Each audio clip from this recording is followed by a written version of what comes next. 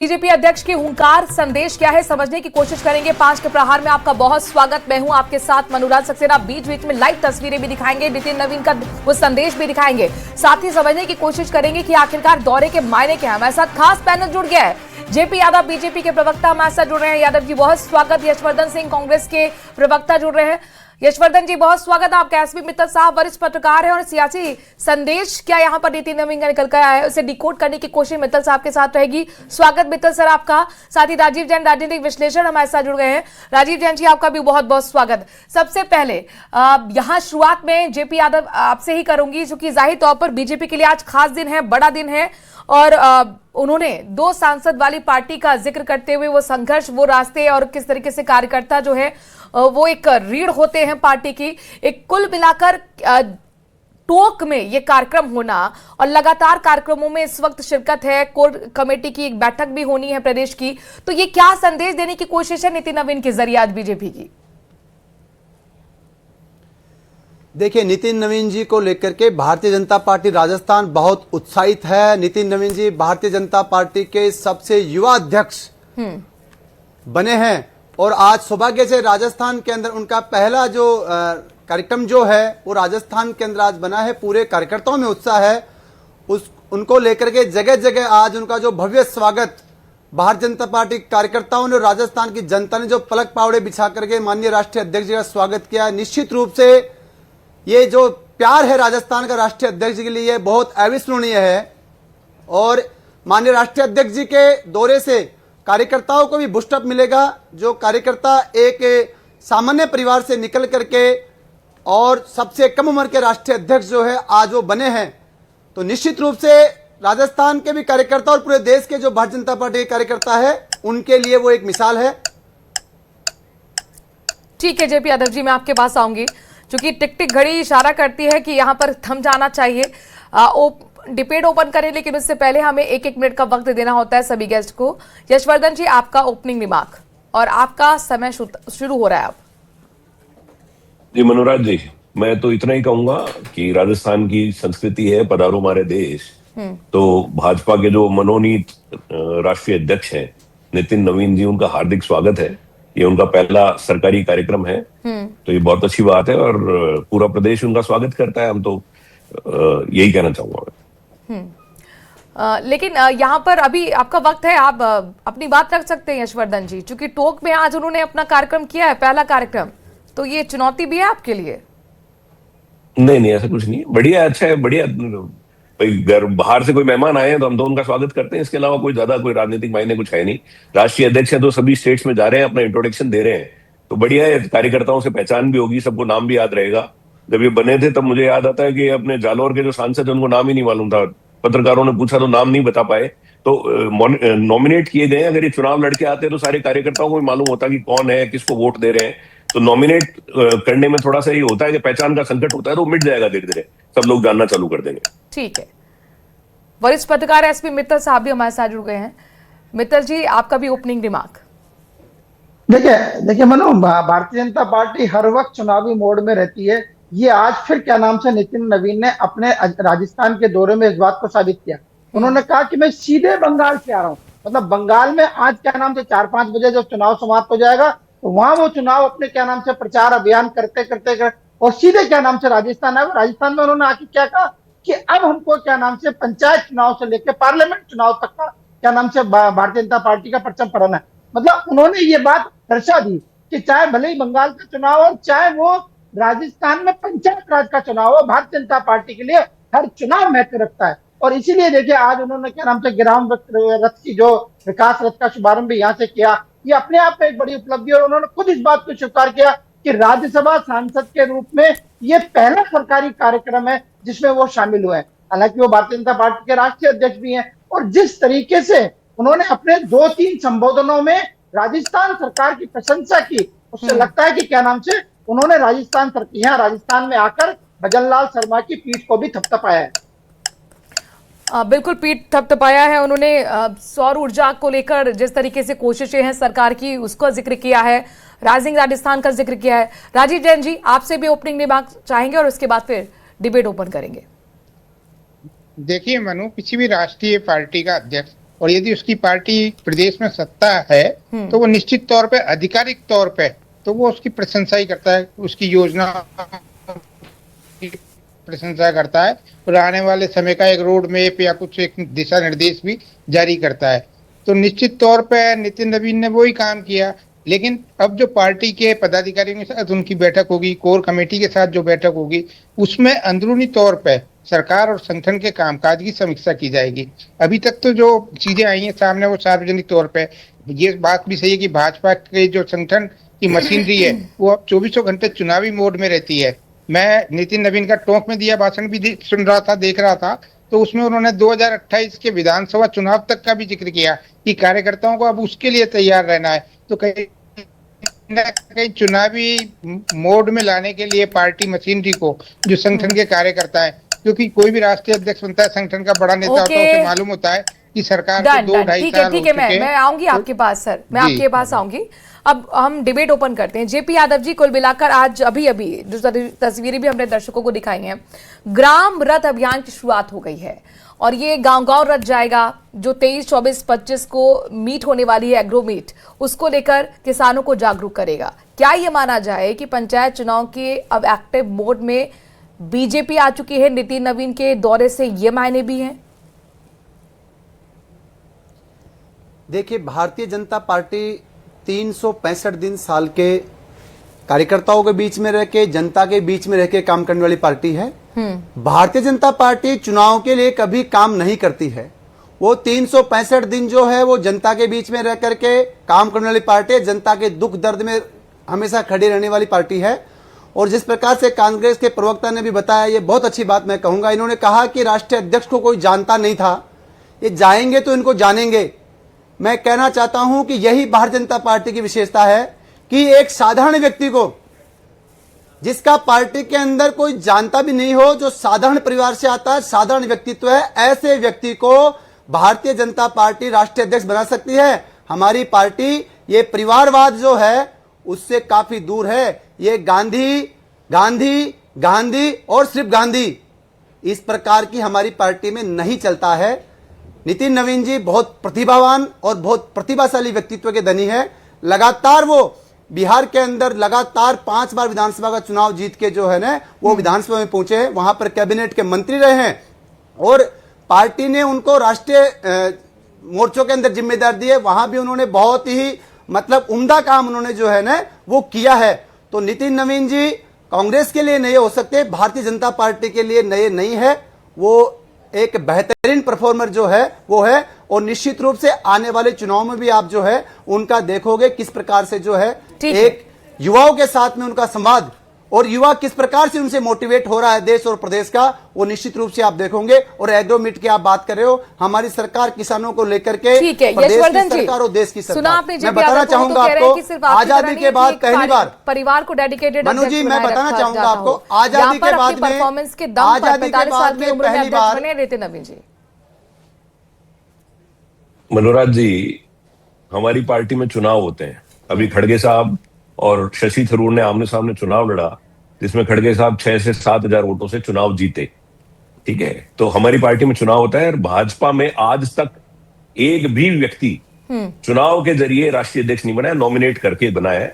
और नितिन नवीन जी हो चाहे जेपी नड्डा जी हो, वो केवल संदेश देने के लिए अभी राष्ट्रीय अध्यक्ष बनाए गए हैं। बाकी जो मुख्य पावर है प्रधानमंत्री मोदी और अमित शाह के पास है, उसके अलावा किसी के पास कोई इजाजत भी नहीं है। ये अपनी स्वतंत्र रूप से प्रेस कॉन्फ्रेंस तक नहीं कर सकते। इसलिए सारी जनता जानती है कि किस तरीके से भारतीय जनता पार्टी पिछले 10 साल से 12 साल से चलाई जा रही है। 2 ही लोग चलाते हैं, उसके अलावा और कोई नहीं है। और नितिन नवीन जी भी को चुनाव लड़कर नहीं बने, उनको नॉमिनेट किया गया। नॉमिनेट किया तो उसके बाद में बिहार के बाहर पता लगा कि इस नाम के कोई व्यक्ति भी है क्या। तो और फिर भी मैं तो ये कह रहा हूं कि वो राजस्थान है, हम तो स्वागत कर रहे हैं। बीजेपी तो यही कह रही है कि एक सामान्य कार्यकर्ता भी इतने बड़े पद पर पहुंच सकता है, यही तो हमारा संदेश है नितिन नवीन के जरिए। नॉमिनेट करते हैं ना, तो चुनाव थोड़ी होते हैं इनके। नॉमिनेट तो आरोप तो बीजेपी भी आप पे लगाती है कि आप अध्यक्ष किसी को भी बना दीजिए, चलती 2 लोगों की, जहां पर आप बीजेपी पे कह रहे हैं कि चलती 2 लोगों की। इस चर्चा से दूर हम बात यहाँ पर कर रहे हैं कि दौरे के मायने। एसपी मित्तल साहब को मैं लेके आना चाहूंगी। दर्शकों को ये बताइए कि कांग्रेस में चुनाव हुआ था और अगर सोनिया जी भी बनी थी तो सामने राजेश पायलट और जितिन प्रसाद चुनाव लड़े थे। हमारे यहाँ चुनाव हुआ था। प्लीज दर्शकों को बताइए, हमारे यहाँ नॉमिनेट नहीं करते इस तरीके से। ये तो 25 साल के किसी व्यक्ति को जो पार्षद उसको भी बना सकते हैं और सारी जगह ढोल नगाड़े बता सकते हैं कि साहब हमने तो 25 साल के व्यक्ति परिणाम क्या रहा? को राष्ट्रीय अध्यक्ष बन गया। चुनाव का परिणाम क्या रहा? शशि थरूर लड़े थे ना, चुनाव आपकी बात भी पूरी कर लीजिए ना यशवर्धन जी। हाँ, सुनिए लड़े थे क्या? लड़े थे क्या? इंदिरा गांधी जी रही तब तक मनोहर गांधी नहीं किया तो लड़े थे क्या? गांधी जी रही तब तक सोनिया गांधी जी रही, उसके बाद राहुल जी आ गए तब तक राहुल जी रहे। आप सुनिए तो सही, हमारे यहाँ पार्टी आपके तो एक भी चुनाव हुआ तो बता दो आज तक। आपकी पार्टी बनने के बाद, आपकी पार्टी जो आपकी है पार्टी बनने के बाद, की पार्टी है, आपकी सबको पार्टी पता है। बनने के बाद एक भारतीय भी जनता चुनाव हुआ हो तो पार्टी बता के दो। अंदर आंतरिक एक भी लोकतंत्र व्यक्ति, है। एक भी राष्ट्रीय अध्यक्ष चुनाव के जरिए बनाओ तो बता दो आप। मैं आपको चैलेंज दे रहा हूं, एक भी व्यक्ति अगर राष्ट्रीय अध्यक्ष का चुनाव लड़के जीता हो तो आप मुझे बता दीजिए। हमारी पार्टी के फैसले सामूहिक होते हैं। अरे यशवर्धन जी, अपने अंदर ध्यान से देखना चाहिए था। ऊपर से थोपे आपका आपके अध्यक्ष का चुनाव कैसे हुआ था? हमें चुनाव की शशि जरूरत थरूर ने नहीं पड़ती नॉमिनेशन करा है। तो उसके बाद क्या हुआ? चुनाव चलिए, की जरूरत नहीं मैं पड़ती है। आज इस पे प्रक्रिया चर्चा हमारी नहीं करेंगे चुनाव कैसे कौन की क्या कोई अध्यक्ष होती है। बना है। मैं बता देता हूं, खड़गे जी को 9,000 वोट मिले, शशि थरूर जी को 3,000 वोट मिले। आज ये मुद्दा नहीं है, आज मुद्दा है कि राजस्थान के दौरे पर है, ऐसे में क्या सियासी संदेश है ये समझने की कोशिश कर रहे हैं। एसपी मित्तल साहब, जिस तरीके से ग्राम रथ को अभियान को रवाना करना, झंडी दिखाना, और कुल मिलाकर यहाँ पर क्या इसको हम ये देखें कि संगठन को मजबूत करने की दिशा में एक कदम है, या मिशन रिपीट की रणनीतिक शुरुआत आज से हो चुकी है? जिस तरीके से बीजेपी लगातार इस तरफ कदम बढ़ाने की कोशिश करी कि कैसे जो सत्ता परिवर्तन 5 साल बाद होता है उसको ना करके अब हम मिशन रिपीट जाए, क्या ये माने जाए कि पहली कड़ी नितिन नवीन है इस दिशा में? बिल्कुल बिल्कुल। देखिए मनु, खुद क्या नाम से आज जो दिन भर का उनका कार्यक्रम रहा है उसको उसी दृष्टि से देखा जाना चाहिए। और जो राजस्थान के भाजपा के जो प्रदेश अध्यक्ष है मदन राठौड़, उन्होंने भी कहा कि क्या नाम से जो 5-5 वर्ष का जो परंपरा है उसको क्या नाम हम नितिन नवीन के नेतृत्व में उस परंपरा को इस बार हम तोड़ेंगे। तो स्वाभाविक है कि भारतीय जनता पार्टी उसी हिसाब से तैयारी कर रही है कि जब आगामी 2028 के अंदर जो विधानसभा के चुनाव होंगे तो किस तरह सरकार को रिपीट किया जा सके। देखिए मनु, कांग्रेस को इस बात को समझना पड़ेगा कि जो भारतीय जनता पार्टी का जो संगठनिक ढांचा है और जो उनकी रणनीति है वो उसके क्या नाम से उनको प्रशंसा करनी चाहिए। जो कांग्रेस के प्रवक्ता है उनको कई बार सुनता हूँ, बहुत अच्छा बोलते हैं, साफ सुथरा बोलते हैं, इसमें कोई दो राय नहीं है। लेकिन मैं उनकी एक बात का जवाब दूंगा। अच्छी तरह ध्यान है कि क्या नाम से जब खड़गे साहब का चुनाव हुआ था उससे पहले अशोक गहलोत साहब को क्या नाम से उम्मीदवार घोषित कर दिया गया था और फिर रातों रात उनको उम्मीदवार बदलना पड़ा क्योंकि उन्होंने राजस्थान में यहाँ बगावत कर दी। और खड़गे साहब तो वो है जो पहले लोकसभा में क्या नाम से प्रतिपक्ष के नेता थे और वहां लोकसभा का चुनाव हार गए तो फिर राज्यसभा में आ गए, राज्यसभा के प्रतिपक्ष के नेता हो गए। तो कांग्रेस के अंदर भी वही होता है जो क्या नाम से गांधी परिवार चाहता है। क्योंकि आज ये विषय नहीं है इसलिए मैं इस पर ज्यादा नहीं बोलना चाहता। लेकिन देखिए आज मुख्यमंत्री जी को भी ये अवसर रहा कि राष्ट्रीय अध्यक्ष के सामने अपनी सरकार की उपलब्धि को बता सके और इसीलिए उन्होंने बताया कि राइजिंग राजस्थान के अंदर 35 लाख करोड़ के जो एमयू है उसमें से 9 लाख करोड़ के एमयू जो है वो हमने क्या नाम से उनकी क्रियान्वित शुरू कर दी है और 10 लाख के एमयू जो कृषि से रिलेटेड है वो धीरे धीरे क्या नाम से जमीन पे आ रहे हैं। तो उनको अवसर मिला इस बात का कि वो ये बता सके कि क्या नाम से किसान सम्मान निधि के जो भारत सरकार 6,000 रुपए देती है उसमें हमने 3,000 रुपए जोड़ के उसके 9,000 रुपए कर दिए। इस तरह बहुत सारी योजनाओं को उन्होंने गिराया और खुद जब क्या नाम से नितिन नवीन ने अपनी बात को कहा तो उन्होंने कहा कि भजन लाल शर्मा के नेतृत्व में ग्रामीण विकास के अंदर राजस्थान का काम क्या नाम से बहुत अच्छा हो रहा है। तो मुझे लगता है कि मुख्यमंत्री के बहुत अच्छी उपलब्धि है कि राष्ट्रीय अध्यक्ष की प्रशंसा कर। ठीक है, ये हम अपने दर्शकों को जो तस्वीरें दिखा रहे हैं, लाइव तस्वीरें दिखा रहे हैं, और बीजेपी के राष्ट्रीय अध्यक्ष नितिन नवीन आज राजस्थान के दौरे पर हैं। आप ये देखिए कि अलग अलग जगह पर स्वागत की पूरी तैयारियां हैं और कुछ ही देर में एक जो अंतिम स्वागत मंच बनाया गया है वहां पर बताया जा रहा है कि एससी मोर्चा के जो अध्यक्ष हैं वो उनका स्वागत करेंगे, महिला मोर्चा की तरफ से भी स्वागत है। राजीव जैन जी भी हमारे साथ जुड़े। राजीव जैन जी, टोंक में कार्यक्रम होना, क्या ये सिर्फ एक आयोजन के तौर पर से देखा जाए या एक सियासी संदेश भी विपक्षी पार्टी कांग्रेस के लिए भी है, चूंकि टोंक सचिन पायलट का कांग्रेस का गढ़ है? सीखनी चाहिए कि भाजपा ने आज जो कार्यालय उद्घाटन टोंक का जो चयन किया वो बड़े रणनीतिक तौर पे किया कि टोंक एक कठिन सीट है, कांग्रेस के सबसे बड़े नेता सचिन पायलट की सीट है, वो वहां से विधायक बनते, तो उस एरिया के कार्यकर्ताओं को मोटिवेट करना, उनमें उत्साह बढ़ना। अब राष्ट्रीय अध्यक्ष किसी पार्टी का किसी इलाके में जाता है तो निश्चित तौर पे जो स्थानीय स्तर के कार्यकर्ता होते हैं उनमें उत्साह पनपता है। तो निश्चित तौर पे टोंक के कार्यकर्ताओं में उत्साह पनपा होगा कि 7 जिला कार्यालयों का उद्घाटन था, राष्ट्रीय अध्यक्ष टोंक में आए, टोंक में मुख्य समारोह किया गया, तो इसके कई मायने हैं। अब कांग्रेस अभी अपने पुराने डरे पे उसको कुछ ना कुछ चीजें राजनीतिक तौर पे भाजपा से सीखनी होगी। जो संगठन का उनका ढांचा है। अभी जो यशवर्धन जी कह रहे थे कि चुनाव भाजपा में हुआ, लेकिन मैं जानकारी में दे दूं, औपचारिक तौर पे तो चुनाव हुआ है, नॉमिनेशन हुआ है, बाकायदा सब चीजें हुई है। भाजपा का चुनाव की एक प्रक्रिया के तहत उनका निर्वाचन हुआ है। अब उसको चाहे मनोनीत कह लो, चाहे उसको आमराय की प्रक्रिया कह ले, सर्वसम्मति से हुआ है, जो भी चीज है। लेकिन एक जो वैधानिक प्रक्रिया तो भाजपा ने भी अपनाई है, तो ये एक अलग बात है। लेकिन जहां तक चुनावी राजनीति की बात है, कांग्रेस अभी बहुत पीछे है भाजपा से। आज जो राष्ट्रीय अध्यक्ष का दौरा हो रहा है, तो आप देखिए उसमें भी कई तरीके से कार्यकर्ताओं को व्यस्त, भाजपा अपने कार्यकर्ताओं को हमेशा एक व्यस्त रखती है, किसी ना किसी कार्यक्रम देती, कोई प्रशिक्षण शिविर का ही आयोजन होता है, कोई बड़े नेता का दौरा होता है, उसके साथ रोड शो जिस तरीके से आज राष्ट्रीय अध्यक्ष का हो रहा है, तो पूरा कहीं मशीनरी एक्टिव रखती है। तो कांग्रेस निश्चित तौर पे मतलब कहीं ना कहीं पीछे है। बिल्कुल, नितिन नवीन ने आज बोला भी है कि पार्टी की रीढ़ है कार्यकर्ता।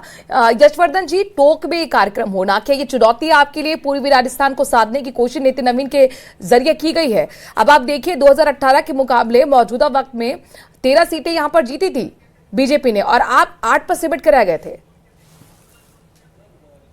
मनोराज जी, ये तो पॉलिटिकल कार्यक्रम है, होते रहते हैं, सभी पार्टियां करती हैं। अभी लोकसभा चुनाव से पहले भजन लाल जी कह रहे थे कि हम हर लोकसभा सीट 5 लाख से जीतेंगे, और फिर क्या हश्र हुआ वो आपको ध्यान है। मैं एक चीज की तरफ ध्यान दिलाना चाहता हूं, जो हो सकता है आप लोगों ने भी नोटिस किया हो, कि कार्यक्रम का जब अंत हुआ और जब झंडा दिखाने की बारी आई, झंडी दिखाकर उनको विदा करने की बारी आई, तो राजस्थान की उप मुख्यमंत्री दिया कुमारी जी मंच छोड़कर चली गई। इसका क्या कारण है मुझे नहीं मालूम, क्योंकि हम काफी दिनों से राजनीतिक रूप से सुन रहे हैं कि भजन लाल जी और उप मुख्यमंत्री दिया कुमारी में काफी तनातनी है, और भजन लाल जी उनको स्पेस नहीं दे रहे हैं, उनके डिपार्टमेंट के अलावा कोई काम नहीं हो रहे हैं। तो राष्ट्रीय अध्यक्ष की मौजूदगी में मुख्यमंत्री का मंच छोड़कर जाना एक बड़ी बात है, और ये दिखाती है कि सब कुछ ठीक नहीं है इनके अंदर। ऐसा होता नहीं है, ऐसा हो नहीं सकता कि पूरे कार्यक्रम में उप मुख्यमंत्री रहे और जब मुख्य घड़ी आए, जब झंडी दिखाने की बारी आए, तब उप मुख्यमंत्री स्टेज छोड़कर चली जाए। तो इस विषय का भी आकलन करना चाहिए, और अंदर ही अंदर बहुत तनातनी है। ये अपने कार्यकर्ताओं को थका चुके हैं, और ये कह रहे हैं कि हम पंचायत चुनाव की तैयारी करेंगे। पंचायत चुनाव के लिए तो कोर्ट इनको फटकार लगा रहा है कि आप चुनाव कैसे नहीं करवा रहे। 15 अप्रैल को इनको जेपी यादव जी जवाब दीजिएगा। हालांकि हर एक तस्वीर अपने आप में मायने रखती है, तो उन्होंने एक तस्वीर को डिकोड कर दिया है। अब तक तो वसुंधरा राजे के साथ तकरार दिखाते थे, अब डिप्टी सीएम को ले आए हैं वो आगे। देखिए, कांग्रेस में जिस प्रकार से चल रहा है, अभी अशोक गहलोत जी और सचिन पायलट जी दिल्ली में मिले, तो अशोक गहलोत जी ने खुद मीडिया से कहा कि आप फोटो ले लीजिए, बाद में कहोगे कि हमारी बनती नहीं है। तो ये तो कांग्रेस का क्या परसेप्शन ऐसा बन गया, जैसा उनके खुद के वहां चल रहा है वैसा ही वो हमारे यहाँ देखते हैं। हमारी पार्टी पूरी एकजुट है, हमारी पार्टी एक सूत्र में बंधी हुई है, एक सूत्र में बंधी हुई है। हमारी पार्टी राष्ट्रीय नेतृत्व जो हमें निर्देश देता है उसके अकॉर्डिंग हमारी पार्टी काम करती है। प्रदेश के अंदर माननीय भजन लाल जी और माननीय प्रदेश अध्यक्ष जी हमें जो निर्देशित देते हैं उसके अकॉर्डिंग हमारी पार्टी जो है वो काम करती है। इसलिए तो कांग्रेस तो क्या है कि खुद बिखरी पड़ी है, इसलिए वो हमारे यहाँ भी जो है फूट देखती है, ऐसा कुछ भी नहीं है। और पंचायत राज चुनाव को लेकर जिस प्रकार की बात कर रहे हैं, अभी ओबीसी आयोग की रिपोर्ट जो है वो अभी आई नहीं है। ओबीसी आयोग की रिपोर्ट आएगी। कांग्रेस पार्टी जिस प्रकार से एससी एसटी और ओबीसी को, कांग्रेस पार्टी जिस प्रकार से एससी एसटी और ओबीसी के अनदेखी कर रही है, इस प्रकार से अनदेखी कर रही है। अशोक गहलोत जी सरकार का फेलियर, आप भी जब दिल्ली में गए थे, माननीय राष्ट्रीय इनके जो नेता प्रतिपक्ष राहुल गांधी जी ने कहा है कि हमने पहली बार एससी एसटी और ओबीसी की बात करी है, ऐसा माननीय राहुल गांधी जी कह रहे हैं। तो कितने श्रम की बात है कि देश के अंदर आजादी के 75 साल बाद में भी आज कांग्रेस का नेता प्रतिपक्ष कह रहा है कि हम पहली बार एससी एसटी और ओबीसी की बात कर रहे हैं। निश्चित रूप से मैं कह रहा हूं आपको, राजस्थान में पंचायत राज चुनाव तय समय पे होंगे, आने वाले समय में जो समय रहेगा उसके चुनाव होंगे। ओबीसी आयोग की जैसे रिपोर्ट आएगी उसके तुरंत बाद में राजस्थान सरकार जो है वो पंचायत राज के चुनाव करवाएगी। केवल दिखावे में, लेकिन चुनाव नहीं करवा पाए आप। आपको कोर्ट फटकार लगाता रहा, लेकिन आपने चुनाव नहीं करवाए। आपने जबरदस्ती चुनाव को रोक रखा है, सारी लोकतांत्रिक मशीनरी को आपने ठप कर दिया है। वर्धन जी, कोई चुनाव जबरदस्ती नहीं रोका गया है। आप बेबुनियाद आरोप लगा रहे हैं। अरे आप पहले ये बताइए, 950 करोड़ रुपए का जो घोटाला हुआ जलदाय विभाग के अंदर, आपके महेश जोशी जिसके अंदर जेल गए हुए हैं, आपके उस समय के अधिकारी आज जेल में हैं, आपके उस समय के आरपीएससी के सदस्य जेल में जाके आए हैं। किस प्रकार की यशवर्धन जी बात कर रहे हैं यहाँ पे? अरे आप वापस आप डिबेट किस प्रकार की बात कर रहे हैं? डिबेट का मुद्दा आज का वापस लौट आइए। नितिन नवीन है, सियासी संदेश है। एसपी मित्तल साहब को लेकर आते हैं। क्लोजिंग कमेंट लेते हैं। एसपी मित्तल साहब, क्लोजिंग कमेंट आपसे कि आखिरकार ये क्या माना जाए 2047 को लेकर जिस तरीके से उन्होंने कहा कि युवाओं को बाहर निकलना होगा, योगदान देना होगा विकसित भारत के लिए, क्या ये माना जाए? कोर कमेटी की भी कुछ देर में बैठक भी होगी, एक बड़ा चेंज भी हमें टीम के अंदर देखने को मिलेगा राजस्थान में, संगठन में। बिल्कुल बिल्कुल। देखिए मनु, क्या नाम से पूरा पॉलिटिकल उनका दौरा है और इसमें कोई दो राय नहीं। आप देखिए कि एयरपोर्ट से लेके क्या नाम से भारतीय जनता पार्टी के कार्यालय तक 11। ठीक है, अब बहुत महत्वपूर्ण होगा दौरे के बाद किस तरीके से कमेटी के अंदर यानी कि टीम के अंदर एक बड़ा बदलाव देखने को मिलेगा। लेकिन कुल मिलाकर सरकार से लेकर संगठन तक एक नई ऊर्जा का संचार भरने की कोशिश यहाँ पर नितिन नवीन के दौरे के जरिए की गई है। बहुत बहुत शुक्रिया खास पैनल का हमारे साथ जुड़ने के लिए। एक छोटे से ब्रेक के लिए रुक रहे हैं।